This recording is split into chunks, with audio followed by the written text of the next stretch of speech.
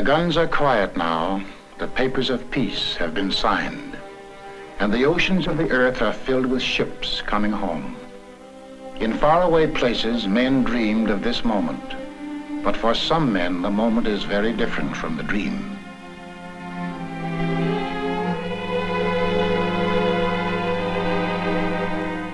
Here is human salvage, the final result of all that metal and fire can do to violate mortal flesh.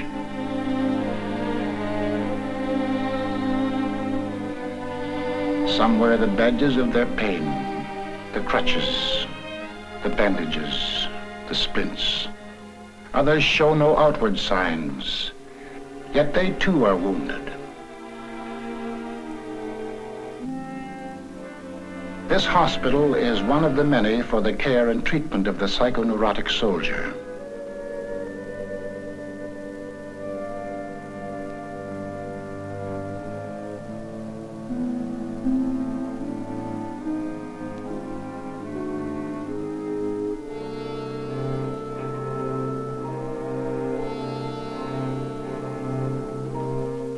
These are the casualties of the spirit, the troubled in mind, men who are damaged emotionally. Born and bred in peace, educated to hate war, they were overnight plunged into sudden and terrible situations. Every man has his breaking point, and these, in the fulfillment of their duties as soldiers, were forced beyond the limit of human endurance. At ease, man. On behalf of the commanding officer and his staff of Mason General Hospital, I want to extend a hearty welcome to all of you on your return to the United States. There is no need to be alarmed at the presence of these cameras, as they are making a photographic record of your progress at this hospital from the date of admission to the date of discharge. Here are men who tremble, men who cannot sleep, men with pains that are nonetheless real because they are of mental origin, men who cannot remember, paralyzed men whose paralysis is dictated by the mind. However different the symptoms, these things they have in common: unceasing fear and apprehension, a sense of impending disaster, a feeling of hopelessness and utter isolation.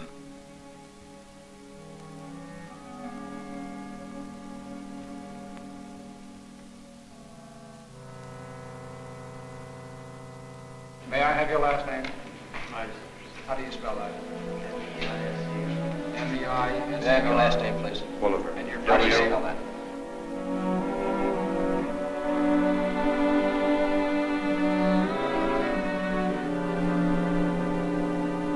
The psychiatrists listen to the stories of the men who tell them as best they can. The names and places are different. The circumstances are different. But through all the stories runs one thread: death and the fear of death. And then after you got wounded, what happened? Same thing, only worse? Seems like my nerves keep getting worse, so. They get worse. These airplanes, they bombed. I got killed nearly from one. You nearly got killed. Where were you at the time? St. Louis, I believe. Somewhere. Well.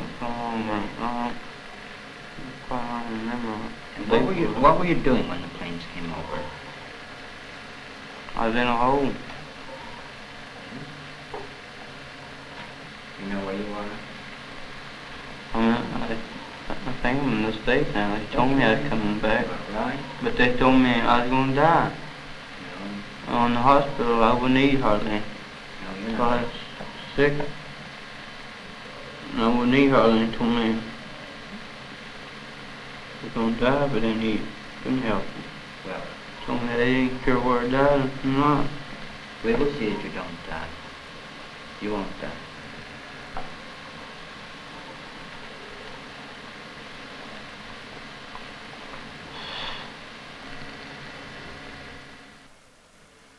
I lost my last buddy up there, Little Norman. He was second scouting. I was first scouting. It was all mixed up there. They were shelling us. Well, did that make you nervous?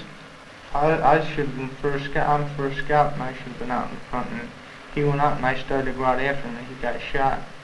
And he just said, "Oh, Dutch, I'm hit," and he crawled to my feet, and I started calling for the medic, and I went back to see if we could get the medic, and there wasn't any, and I started to go out after him again, and they wouldn't let me go. And he was the last one of the original boys that was with me. Him and I were the last two left out of the original. And when you were shelled, how did you feel? I don't know. It's just after Norman got hurt or killed, why I was all right when we were moving up or attacked and anything like that. When we get pinned down, I start thinking about him laying back there. And then what happened to you when you think about him? How would you feel? I just didn't care what happened to me. Do you mean you didn't want to go back into combat again? Yes, sir. I wanted to go back. I wanted to stay there. I wanted to keep on for him and all them other guys, John and Stryker and Tex and Pop. And how do you feel right now? I feel all right. How have you been getting along? Well, fairly well, sir. Mm-hmm. You overseas? Yes, sir. Where? We were in France, and then we went to Germany. In where? France to Germany. And what outfit were you with? I was with Headquarters Detachment, 50th Quartermaster Battalion, Mobile. Mm-hmm. I see your PFC. At present, sir. You had to go in the hospital. Sir? You had to go in the hospital. Twice, sir. It says here on your record from overseas that you had headaches and that you had crying spells. Yes, sir. I believe in your profession is called nostalgia. In other words, homesickness. Yes, sir. Mm-hmm. It was induced when shortly before the war, I received a picture of my sweetheart. Yes. Mm-hmm.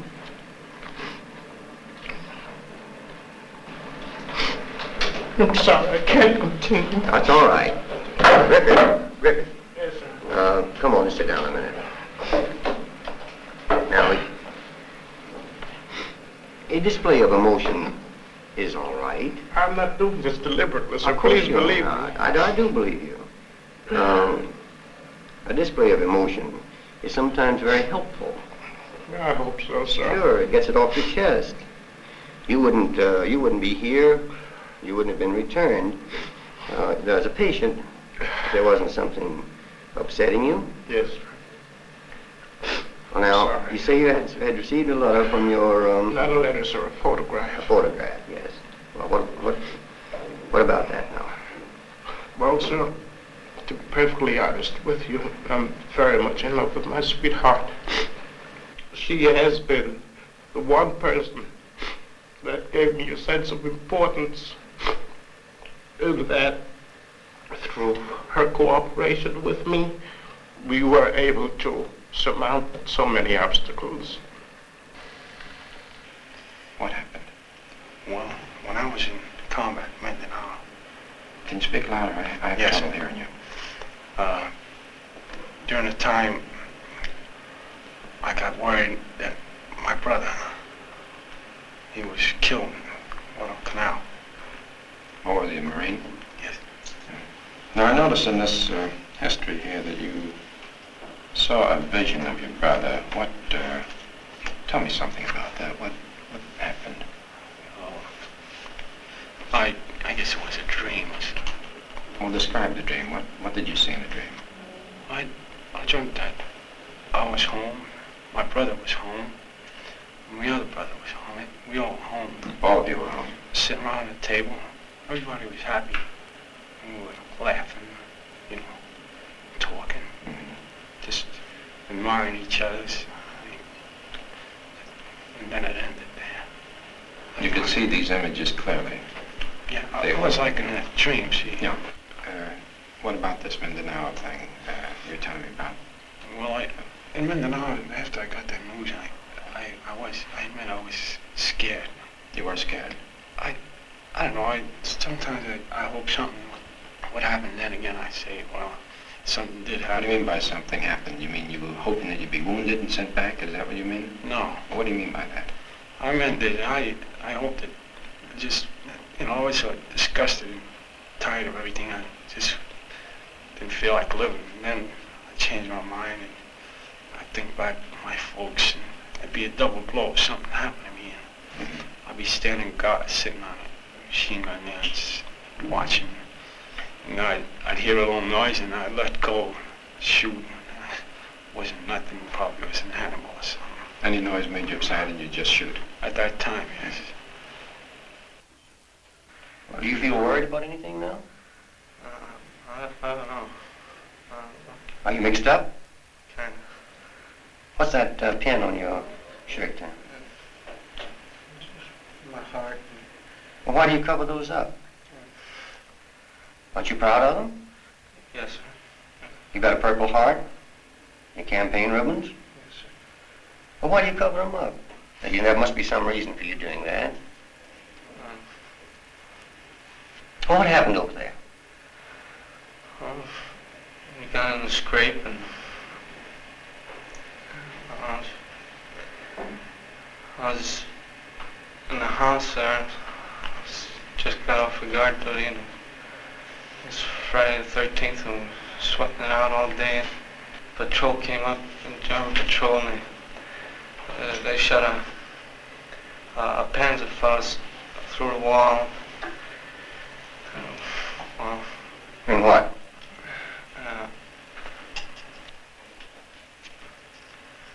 I was laying on the couch and right before it happened, I felt a little jittery, so I laid down on the floor. And when I got up again, the couch was all torn. In other words, you were almost killed, is that it?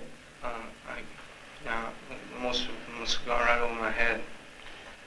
Do you feel conscious, that is, are you aware of the fact that you are not the same boy that you were when you went over? Do you feel changed? Yes. In what way? More jumpy. How about with people? I used to always like to have fun now. I used to always be going places. I don't like to do nothing no more. How long were you overseas?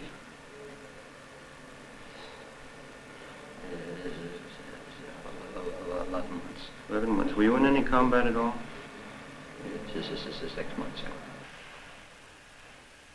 I tried every way to keep my mind occupied, reading, going to the gymnasium, going out with fellas and trying to become an extrovert, trying to get out of myself. But it seemed to me that I got worse and worse.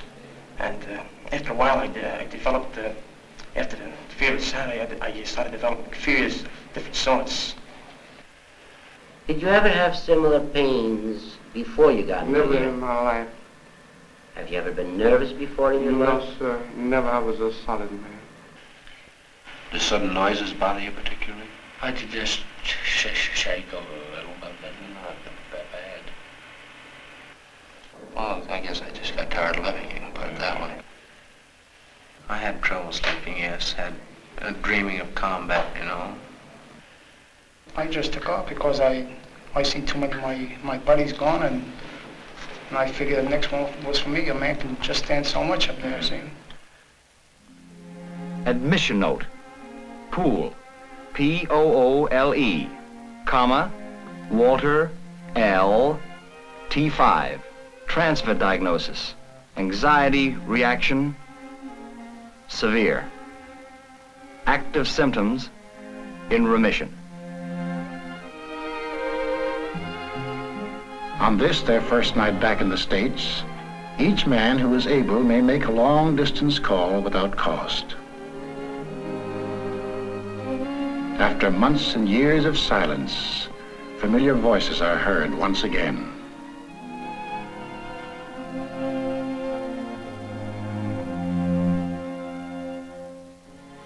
Then each man makes for himself a small home, which will be his for the 8 or 10 weeks to come.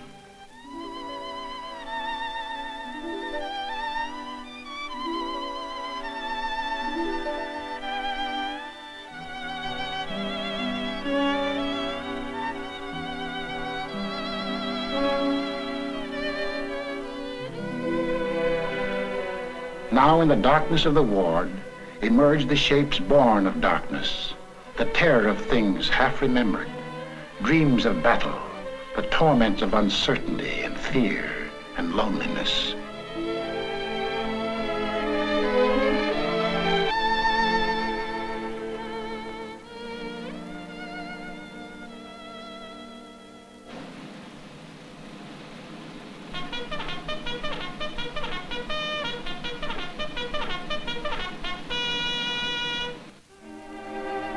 The day begins with an early morning ward inspection. The medical officer in charge checks the condition of every man. Modern psychiatry makes no sharp division between the mind and the body.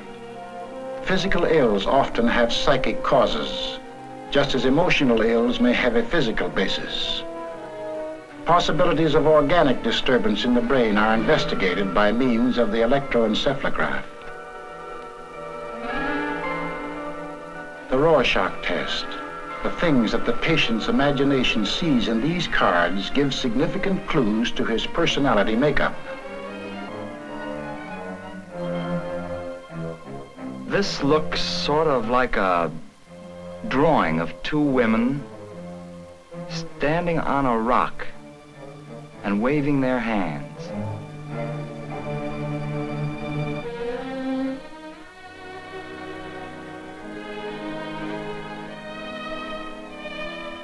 This man suffering from a conversion hysteria requires immediate treatment. Organically sound, his paralysis is as real as if it were caused by a spinal lesion, but it is purely psychological. Well, just sit him up about the middle of the bed there. I feel pretty good, huh? That's fine. Now sit yourself over there.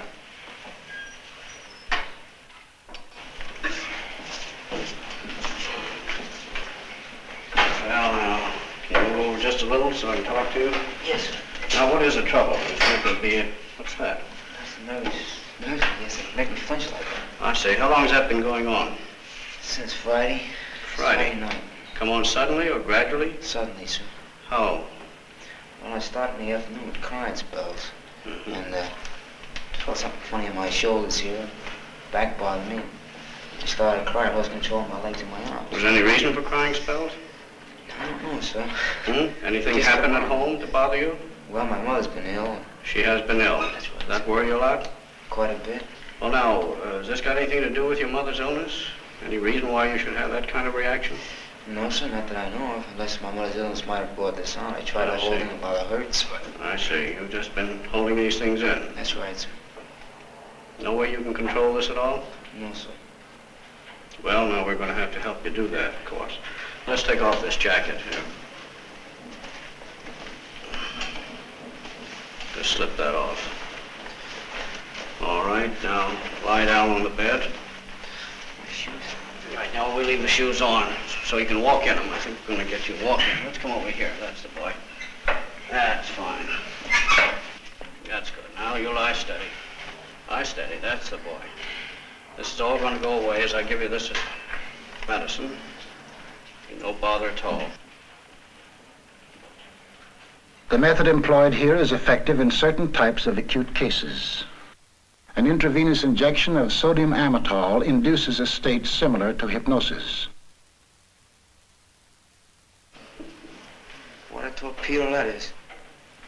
You mind if I look this way? You look that way. There's nothing for you to watch here, but you're going to talk to me as we go along. Yes, sir. That's all. Now, you're not going to feel much of anything else. You're going to feel a little bit woozy. The use of this drug serves a twofold purpose. Like hypnosis, it is a shortcut to the unconscious mind. As a surgeon probes for a bullet, the psychiatrist explores the submerged regions of the mind, attempting to locate and bring to the surface the emotional conflict which is the cause of the patient's distress. The second purpose of this drug is to remove, through suggestion, those symptoms which impede the patient's recovery. Now tell me a little bit about what you're thinking of. Nothing. The thoughts are coming to your mind now. Nothing in particular. Well, now let's go back. Let's go back to Friday. Friday? Yeah, think about that. Friday. My mother argues with me. Your mother argues with you? Yeah. What does she argue about? Oh, every little thing. If you sit down in a long chair or something like that. Doesn't like the stuff you get in the store. Uh-huh. And she calms down. I see. Have you always tried to please her? Yes. Always tried to please her. I used to clean the house for her when I was smaller. Well, now why do you think she argues like that? Think Well, because she's sick?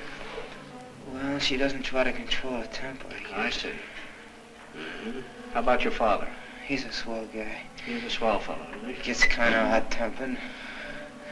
Since my mother's been sick, it's been costing a lot of money. Uh-huh. And he's lost a lot of weight from worrying. I see. My mother argues with him. She wants to know where the money is. Mm-hmm. But I don't care about that as long as everything turns out all right. Well, now, this jumping, what does that make you think of? Think about it a minute. I can't help it. It just jumps. Uh-huh. How about the legs? Do you know anybody who had any trouble with their legs like that? No, sir. And what does it make you think of? Go on. Except several years ago, Uh-huh. there was one fella. He had something wrong with his right leg. Uh-huh. Water in the knee, but he's walking today. That hasn't bothered me. Was that anything like your leg? I don't know. He couldn't walk at all. He couldn't walk at all? No. What do you think of when you can't walk like that? I wish I could walk. Mm-hmm. Well, what do you think of? What comes to your mind when you find that you can't walk? So maybe I think my mother and father should be okay. Sometimes I wonder, hope the war ends soon. Things like that. I see. Nothing in particular. Mm-hmm. Well, now the shakes are gone now, haven't they? Yeah. How about your legs? They're good and strong. I feel all right. Move them. Let's raise them. Oh, I used to even raise them before, but I can't walk. Well, how about them now? They feel all right. They feel good now, as if you can walk in them, don't they? Toes feel numb. Toes feel numb, but that's going away, isn't it? Yeah. Gee. Mm-hmm. Raising them fine, isn't it? Yeah. Now you're going to be able to walk, aren't you? I don't know. Well, you're going to, aren't you? Yes, sir. All right. I'm gonna walk. I love walking. You love walking. I did. Always been very fond of walking. Now you found yourself unable to walk. Well, now you're going to get right up and walk. Right now. All right, now let's sit up. Sit up on the side of the bed. Here you are. That's fine. All right, now stand up. And look at that. Isn't that good? All right, now walk out here. Walk over to the nurse all by yourself. That's the boy. Walk over to the nurse. You're just a little woozy. That's the medicine. Now come back to me. Come back to me. Open your eyes. That's the boy. Isn't that fine? Isn't that wonderful? Sure. All right, now again, once more. Yeah, but how long are we going to be? Oh, it's going to stay that way. It's going to stay because that's taking care of your worry now. All right, now come on back to me, and I'm going to let you go to sleep. When you wake up, you'll keep on walking perfectly well. How about it? Thanks, sir. Righto. All right, now let's get up in here and we'll go to sleep. Yeah, there you are. Now I'm going to have you go right to sleep. When you wake up, it'll be all right. Thanks. All right, sleep, Girardi. The fact that he can walk now does not mean that his neurosis has been cured. That will require time. But the way has been opened for the therapy to follow. Now a new way of living begins, very different from the old one whose purpose was killing and trying not to be killed. Now in an environment of peace and safety, all the violence behind them, they are building rather than destroying. Men have their choice of occupational therapy. Some find relaxation in mechanical jobs. Certain types of cases obtain relief in precision work, which answers their inner need for order and certainty. For sons and daughters and nieces and nephews and neighbors' kids, hobby horses are turned out by the carload.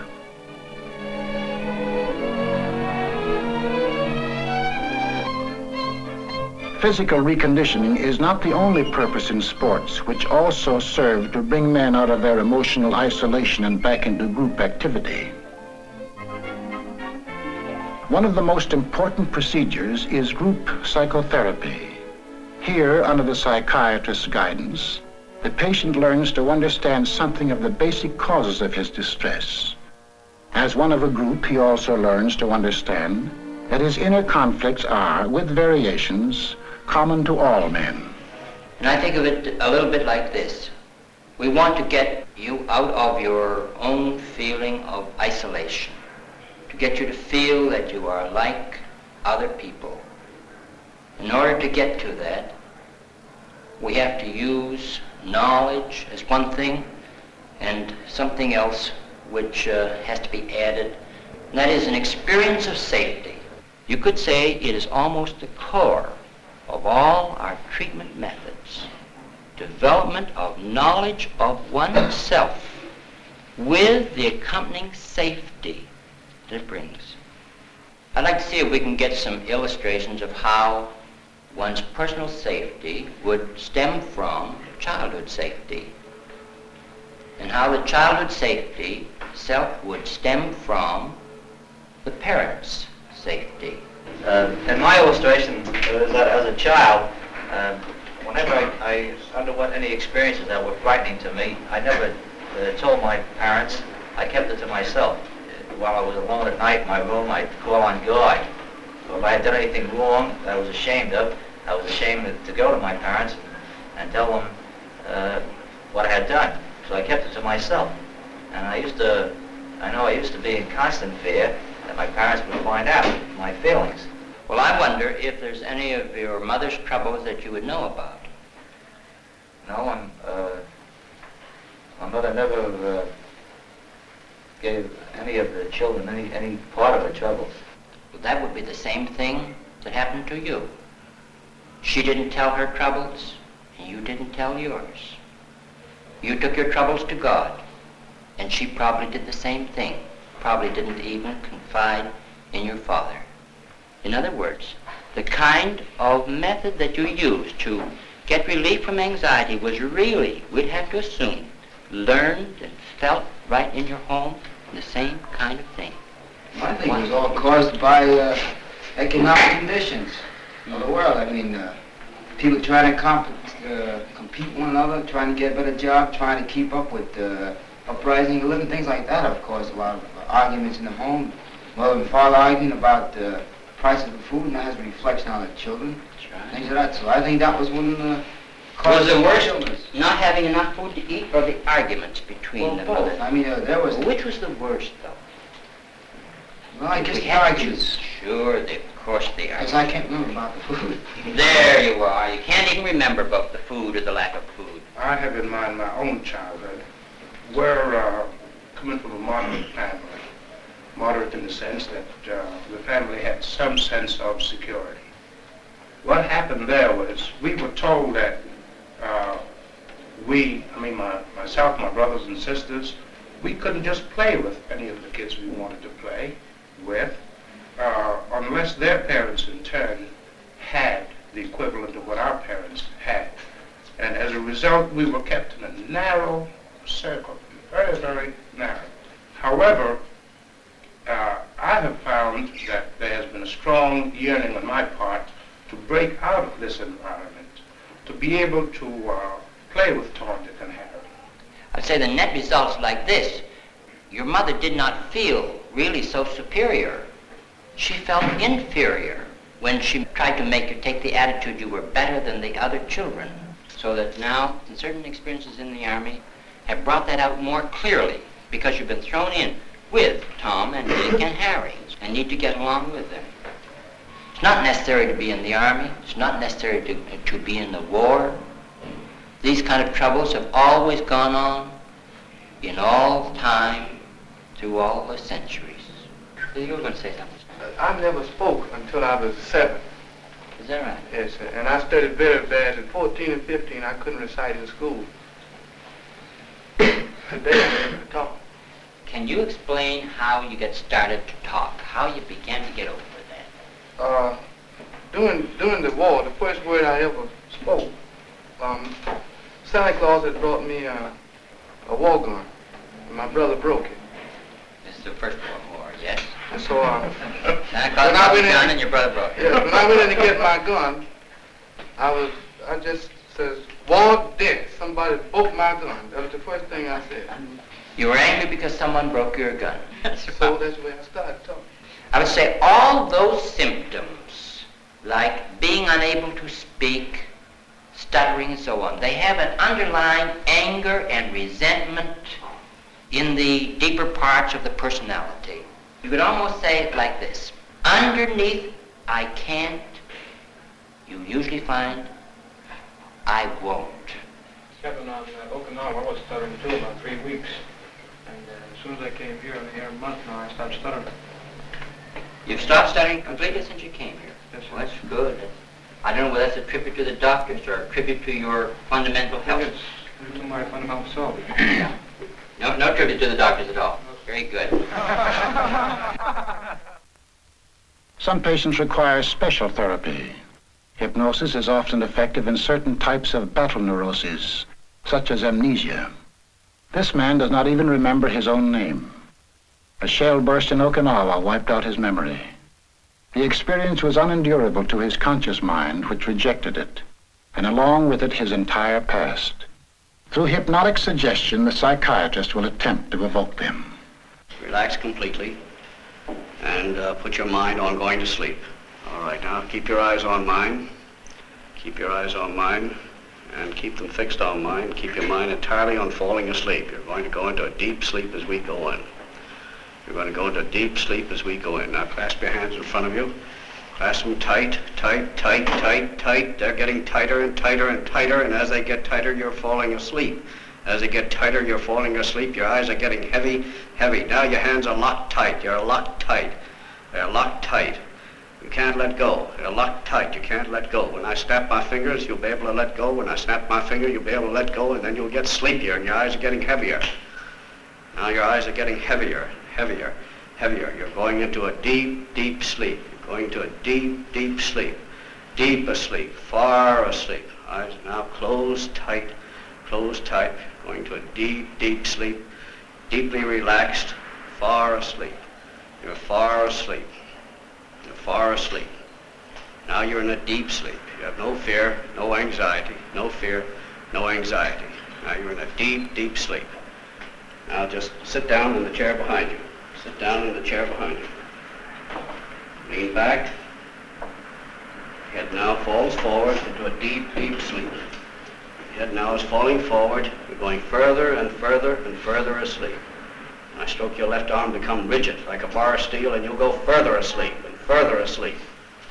You're falling further and further and further asleep. Rigid. Cannot be bent or relaxed. When I touch the top of your head, that arm will relax and the other will become rigid, and you'll go further asleep. You'll be in a very deep sleep. And your sleep is deeper and deeper. Now when I touch this hand, my finger will be hot. When I touch this hand, my finger will be hot. You will not be able to bear it. Your arm is rigid. And now, as I touch your hand, you will no longer feel any pain there. It'll be normal. Now the arm is relaxed and you're further and further and further asleep.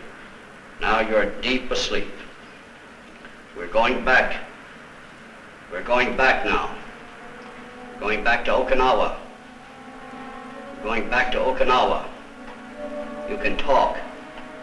You can talk. You can remember everything. You can remember everything. You're back on Okinawa. Tell me what you see. Tell me. Speak. I'm in the battery area. You're in the battery area. Go on. Tell me what's going on. Getting fire missions. You're getting fire missions. Go on. You see everything now, clearly. Getting shells thrown at us. You're getting shells thrown at you. From where? Japs. Japs. Go on. Yes. Keep on. You remember it all now. Every bit of it's coming back. Japs getting near us to get our position. Japs getting near you to get your position. Go on. Told us to get cover. Who told you to get cover? BC. BC. Go on. There's 5 of us. One of the boys got hurt. One of the boys got hurt. Took him away. I was running over to my gun position. Yes, go on. You remember it now. Tell me. It's all right now, but you can tell me. You can tell me. Explosion? Yes. You remember the explosion now. All right, go on. They're carrying me. They're carrying you. Who's carrying you? I don't know. Where are they taking you? Carrying me across the field. Across the field. Go on. Put me on a stretcher. Yes? Yes? Go on. They're still throwing shots. Yes? Can you hear them? Yes. You see them? No. All right. Where are they taking you now? Put me in a truck. Why are you fearful now? I'm over it. You don't want any more. You want to forget it. But you're going to remember it because it's gone now. It's gone. You're back here now. You're away from Okinawa. You've forgotten it. But you remember who you are now. Who are you? Dolly, that's right. Full name now. Dominic Dolly. Dominic Dolly, that's right. You know your mother's name? Isabel. That's right. Father's? Salvatore. That's fine. You know who they all are now. All right, now you're coming back with us. This is going to stay with you. You're going to remember it all. You're going to remember about Okinawa. You're going to remember about the shells and the bombs, but they're gone. You're at ease and relaxed. There's no fear, no anxiety. When I wake you up, you'll be comfortable and relaxed, no pains and no aches. But you'll remember all that I've told you. All that you've remembered. You can wake now.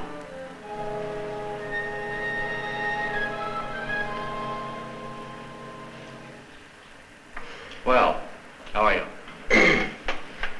Pretty good. Under the guidance of the psychiatrist, he is able to regard his experience in its true perspective as a thing of the past, which no longer threatens his safety. Now he can remember. Well, Hofmeister, what's your trouble?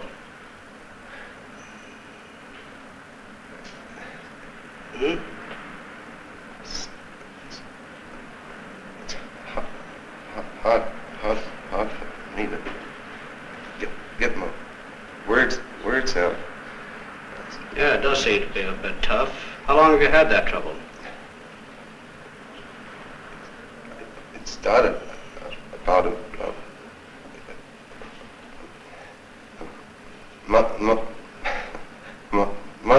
month ago. Where were you then? I was in France. In France? Have you been in combat? Yes. Well, maybe we can help you talk a bit better and you can tell me more about it then, right? Let's lie down and see if we can help you on that. This man is not a chronic stutterer. He suffers from a battle tension which the drug will attempt to diminish. Like the man who could not walk and the man who could not remember, his illness has an emotional basis. Get all comfortable now and relaxed. We're just going to give you some medicine here, and it's going to help limber up that tongue of yours. And this is going to make you feel a bit groggy.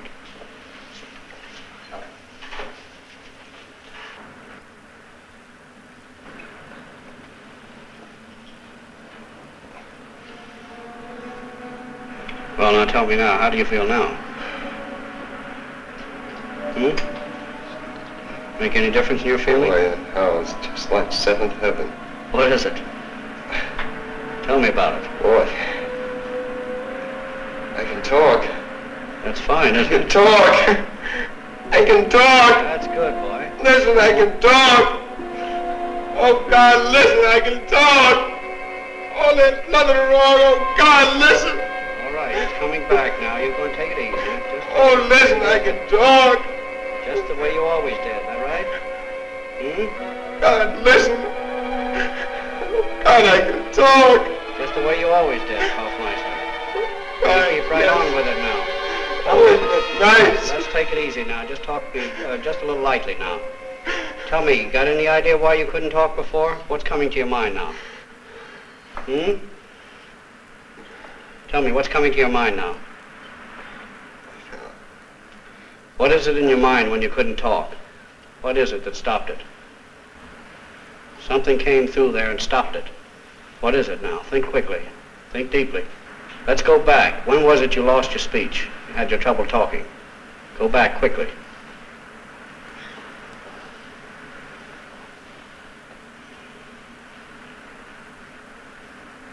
Seems that I first noticed it on a boat. On a boat? Coming over. It first started with an S. And the fellas laughed at me. I don't know why they laughed. Till the guy started. Well, let's start with that S. Let's go back to that S now. What were you thinking then? What was in your mind then? Right now? No, then. On the boat? Yes, with that S, when you couldn't say that S right. Yes. Yes.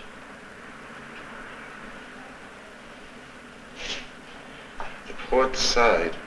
Port side. The port side. Mm-hmm. Port side of the ship. What side's that? That would be the left side. Left side, that's right. Yeah, I remember. Because we were up there that afternoon and we saw the fishes. And we had some flying fishes. And I came down and he said, I was telling the fellow underneath me about the ports that I had seen some flying fishes on the port side. He tried telling them about the flying fishes, and he stumbled over the S sound. And the fellows laughed at him. Think hard. S. S. What does S remind him of? S. S. He remembers. It is the sound he fears. The sound of death in combat. The sound of a German 88 high explosive shell coming in. Now it is possible to proceed to the basic method of psychiatric treatment, discussion and understanding of the underlying causes of his symptom.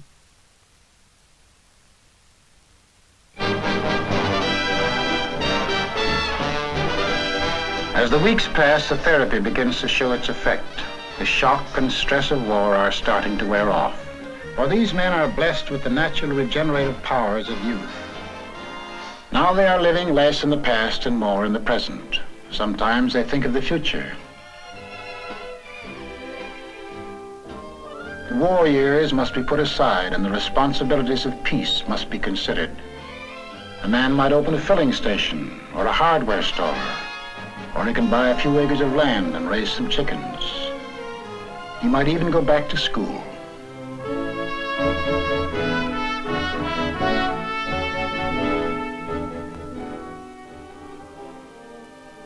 Visitors' Day. Now the men resume their contact with the world outside. These are the people they are coming back to, whose lives are bound up with theirs. Without their understanding, all that has been accomplished in the last few weeks can be torn down. With it, their return to life can be doubly swift and sure.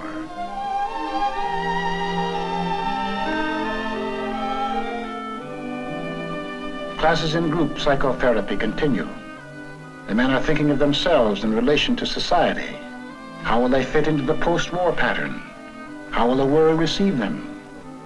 You fellows have had an opportunity to be home with your families since you've returned from overseas.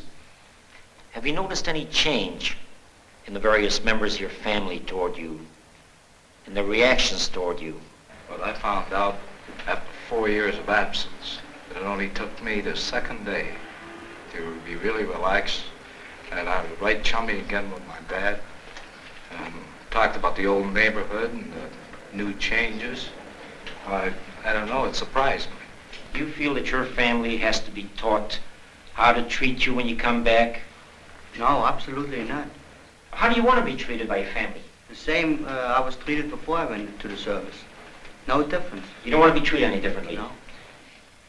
I was talking to one man, and I said, what do you think of us fellas that come back with psychoneurosis anxiety state? And I says, you can see that we're not crazy by any means. And He says, well, before I come out here to see, he says, my first impression was like in Bellevue. He said, fellas from the last war, they're completely maniacs. He said, that was my first impression. And I'm wondering if, the great percentage of the people are going to be like that when we get out. That is a common concern among servicemen who have developed nervous conditions during their stay in the Army as to what the public is going to think about them. Undoubtedly, there will be people on the outside who won't have any understanding of the condition, who may think of it as being a rather shameful condition. That's why we're having an educational program, trying to educate the public into understanding. Unfortunately, most of you fellows have gone through some very severe stresses in the Army. Stresses that civilians are rarely subjected to. In civilian life, you can avoid serious stresses. If a civilian, the average civilian, were subjected to similar stresses, he undoubtedly would have developed the same type of nervous condition that most of you fellows developed. All of us have our so-called breaking point. And a survey outside showed that civilians, on the whole, were more nervous than soldiers. On Park Avenue, for instance, where some of your richest people live, most of the patients are people who suffer from nervous disorders, and if the doctor won't give them a pill, why, they'll go out and say, well, he's not a good doctor. So therefore, they're given pills, and they take them at home. They take these pills at home because the hospitals are too full. If the hospitals were empty, they'd be in a sanitarium or so forth. Haven't been through none of these discussions like the other men have. I know that we have learned the basis of how we've gotten nervous, some of us through combat and some of us by not being in combat. And I think, and I'm sure that we have a better understanding of our conditions, and I'm pretty grateful of being here at Mason General Hospital like a lot of fellas are. I just so happens I couldn't walk, and they made me walk. I couldn't walk when I arrived, and I was here 24 hours, and they made me walk. I feel pretty grateful for getting my limbs back. But that isn't my driving that. It's that I know that when I get out of here, and the other fellas do too, that we're going to try our best to make ourselves as best we can. And we feel more confident in to grasp this nervous situation that's come about us. And we want to show people that we can do things on our own on the outside, whether we've been in the hospital for nerves or mental or wherever we've been, whether we lost an arm or a leg, that we can be just as good as anybody else. All I want is that they give us a chance to prove our equality like they said they were. I hope they keep their promise. That's all I hope. Would you make it a point to tell your employer that you were a psychoneurotic? Well, if he's an intelligent man, which most well-known employers are that own large concerns, why, he's going to react the same as any other normal human being would. He's going to say it's absolutely possible. And the man right now looks all right. I'll try him out. But you may run into employers who are not that broad-minded or intelligent. Yes, sir. And I'll sell myself to them. How about you, Hoffmeister? Do you have any plans about jobs, or do you have any fears about getting a job? Or No fear whatsoever. I've got my job waiting for me, sir. You have your job waiting for you. I think it comes down to this, doesn't it, that most of you fellows feel that you ought to be honest with your employer, that you have nothing to hide, nothing to be ashamed of. Yes, isn't that the general attitude? Yes, sir. That's the way all of us feel. Your time in the service was not entirely wasted. You have learned a great deal in the service. For instance, a great many jobs and tasks that you've learned to do in the service that you have had absolutely no contact with in the past.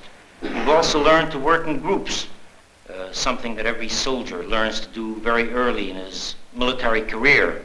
This definitely will be of much value to you in your future civilian employment.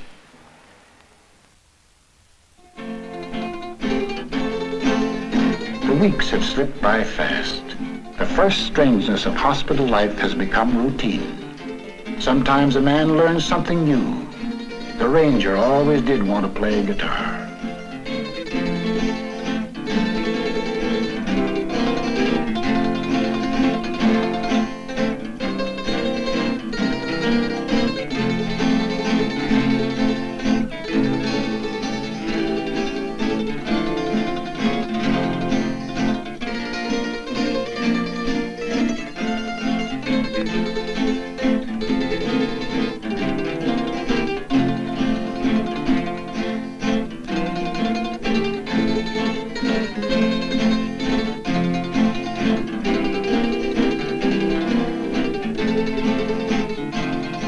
Now the days begin to seem long. There's the old healthy sound of belly aching in the air. Spinach. Spinach again. And how about a good movie for a change? And how about putting some ice cream in the ice cream soda? No longer is a man shut up within the lonely recesses of himself. He is breaking out of his prison into life. The life that lies ahead, offering infinite possibilities for happiness and sorrow. How does a man find happiness? Is there a secret to discover? What is the mysterious ingredient that gives joy and meaning to living? You know in the Bible where it says, man does not live by bread alone? Children don't grow up well without safety and confidence. If that wasn't in one's childhood, in growing up, you could say, now there was something missing during all that time. Now the next question is how to supply it. And it does need to be supplied.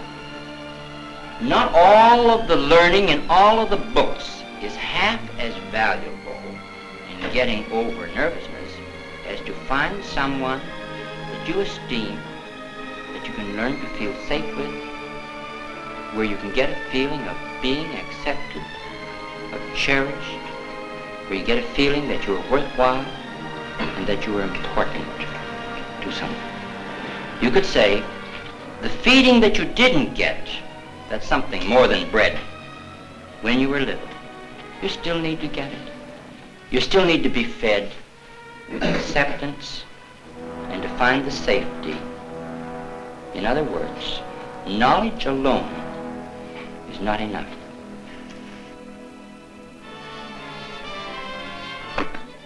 Hold! Nobody got it. Get up! Get up! Get up! Get up! 8 weeks have passed. What about these men? Are they ready for discharge? How complete is their recovery?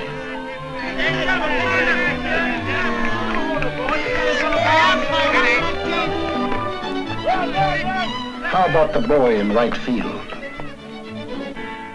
I just didn't care what happened to me.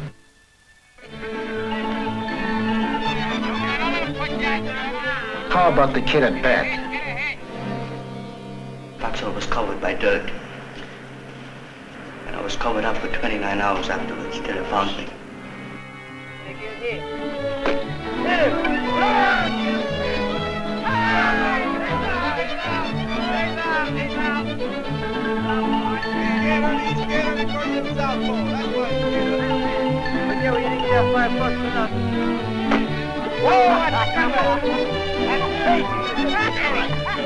Out! Tell you're out! Say you're out! Go on! How about the umpire? Hard for me to get my words out. You're out! Go on! Batter up! How about this kid?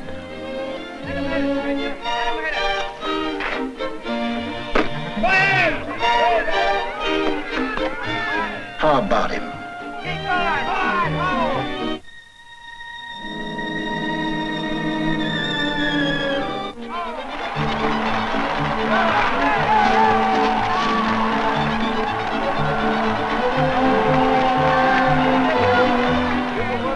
Are they well enough to be discharged? That is for the doctors to decide at tomorrow's boarding.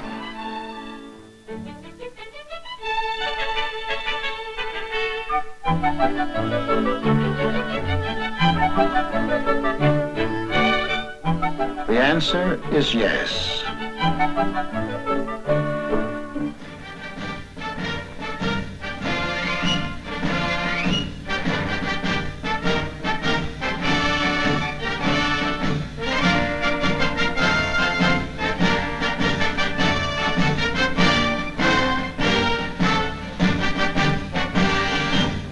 Men, this is your last military formation.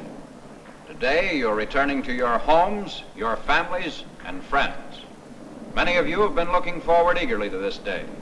But remember that when you re-enter civilian life, on your shoulders falls much of the responsibility for the post-war world.